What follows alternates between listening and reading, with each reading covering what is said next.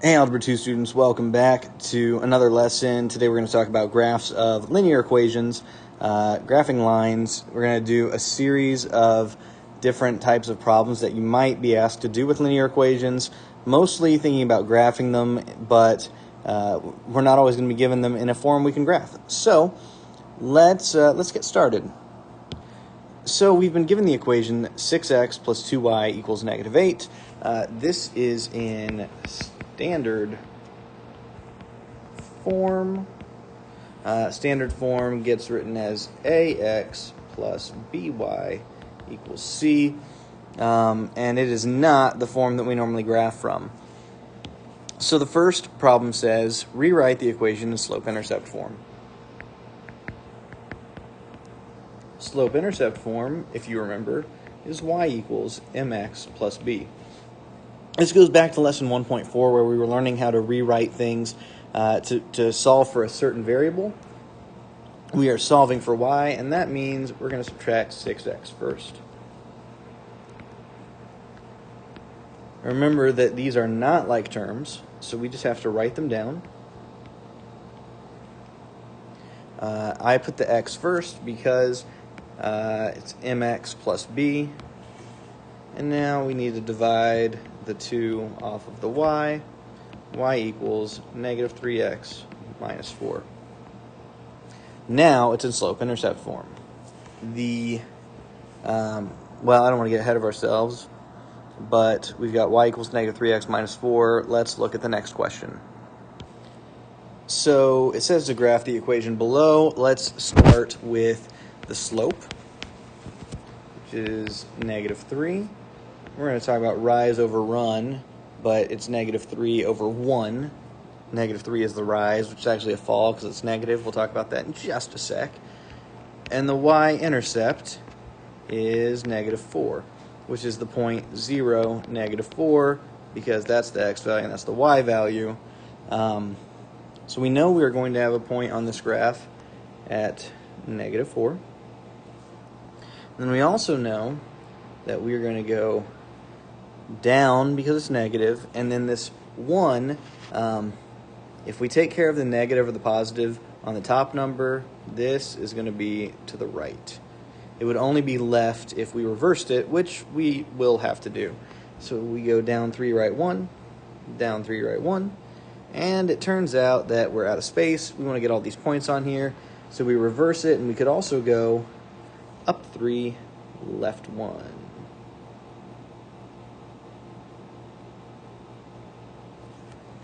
And the next step is to draw our line and make sure we get arrows on it because lines continue infinitely.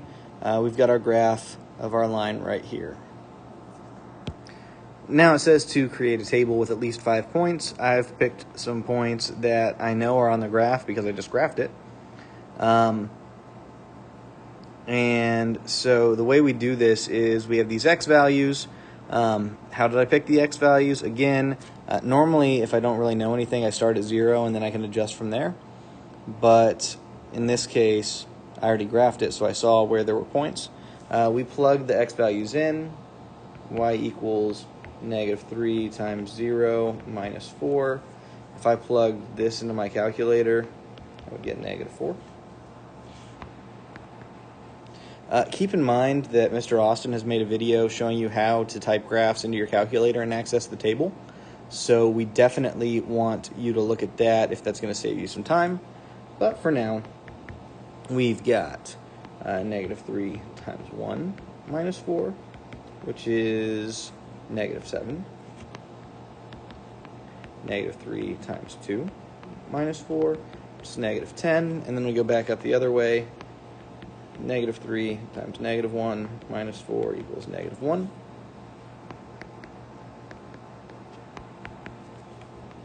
And -3 times -2 minus 4, which I believe is 2.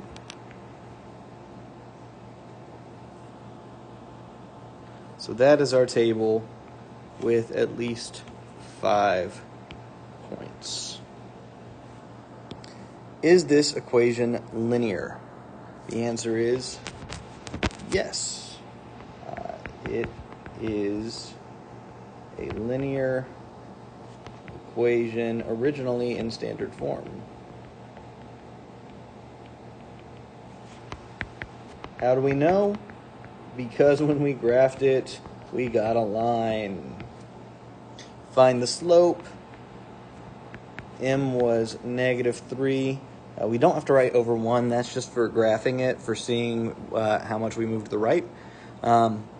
We just know the slope is -3 because we already solved and got it into slope-intercept form. Now we want to find the intercepts. So here's how we do it. Finding the intercepts from this original equation. To find the x-intercept, we are going to plug 0 in for y. So we'll have 6x plus 2 times 0 is -8. That's because at the x-intercept, y is 0. That's gone. 6x equals -8. Divide by 6. This divides, reduces, I should say. Both of these numbers divide by 2. And the x-intercept is -4/3. So it's the point, -4/3, 0. We would have to estimate that if we were graphing it, but we can see on our graph that that's where the line crosses the x-axis. And then to find the y-intercept, we would replace x with 0.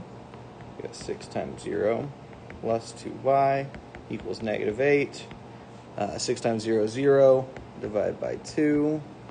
Y equals -4, which is the point 0, where the x is 0, which we just plugged in. -4. So again, to find the x-intercept, we put 0 in for y. To find the y-intercept, we put 0 in for x. And we already knew this y-intercept because we had put this graph into slope-intercept form. But this is another way to find it, and we can graph using just the two intercepts. If we had just had these 2 points, we could have graphed this line. So to determine if this is a function, we need to see if it passes the vertical line test. So I'm going to draw vertical lines through my graph. You don't actually have to draw them, you can just imagine them. And every time a vertical line hits, it only hits at 1 point. So yes, this is a function. It never hits more than once. Each individual vertical line only hits the graph once, so it passes the vertical line test.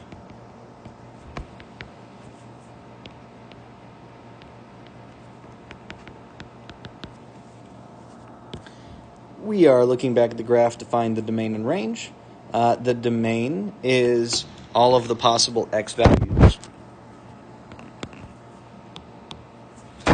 X equals, and so we look at our graph and we're like, okay, so if I go over here, I would have a corresponding point somewhere up above the graph, so it would be covered there. If I go over here, there'd be a point somewhere down below it. So actually, this one's going to go on forever to the left and right. The domain is all real numbers, and it's x equals, because the domain goes with the x values. And then we do the same thing for y. So this thing goes up forever, goes down forever. There's no gaps, no spaces. The y also equals all real numbers. Again, that's just an R with a weird space on the left side bar. So you've got a double bar there. And that's it. That's everything that we could possibly want to know about graphing a line. You can reference this set of notes for any examples. So that would be changing from standard form to slope-intercept form, graphing a line, making a table, finding the intercepts, finding domain and range, finding slope, solving for the intercepts. Already talked about that. If you have any questions, make sure you message your teacher on Canvas. Otherwise, we are going to look at an assignment next, but please message if you have questions. Thanks, and have a great day.